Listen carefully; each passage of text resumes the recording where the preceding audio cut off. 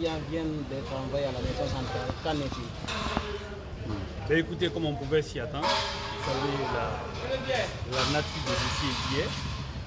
Il a fait plusieurs jours en garde à vue et aujourd'hui le dossier a été déféré au parquet de Saloum. Le procureur a décidé d'orienter le dossier en flagrant délit en le plaçant sous mandat de dépôt. Il est poursuivi notamment pour des faits d'offense au chef de l'État par des biais du système informatique et autres. Il y a plusieurs autres infractions qui lui sont reprochées. Déjà, nous rappelons que les faits pour lesquels M. Alouba est poursuivi, en réalité, ce sont des faits, des délits qui auraient été commis, s'il y a délit bien entendu, par voie de presse. Et en la matière, c'est la loi sur la liberté de la presse qui devrait s'appliquer. Maintenant que le procureur a décidé d'orienter le dossier à flagrant délit, évidemment, c'est qu'il prévoit que le dossier, normalement, l'audience doit avoir lieu demain. Ce sera l'occasion pour nous de démontrer qu'en réalité, c'est un procès qui est purement politique. L'objectif, en réalité, c'est de le faire taire.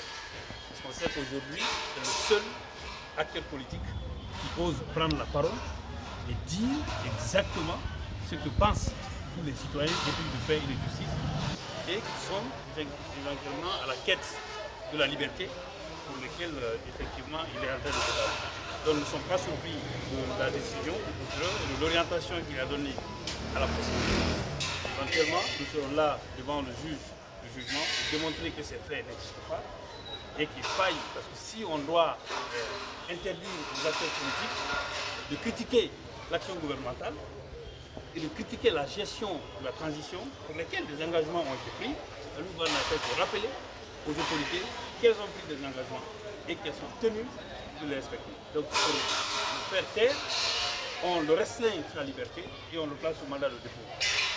Mais on peut vous assurer que devant un juge indépendant, bien entendu, ces infractions voleront à l'écart et nous allons obtenir sa mise en liberté. Maître, quelle est la suite maintenant? La suite, on attend que le dossier soit programmé dans les plus brefs délais. Peut-être même demain, probablement, mais nous sommes là pour ça, parce qu'en matière de flagrant délit, si le procureur décide d'orienter le dossier en flagrant délit, l'audience doit avoir lieu le jour même ou les jours suivants. Donc soit aujourd'hui ou demain, l'audience doit avoir lieu. Donc nous sommes là pour ça. On va vous communiquer tout à l'heure la date à laquelle l'audience pourra se tenir. Merci beaucoup, merci.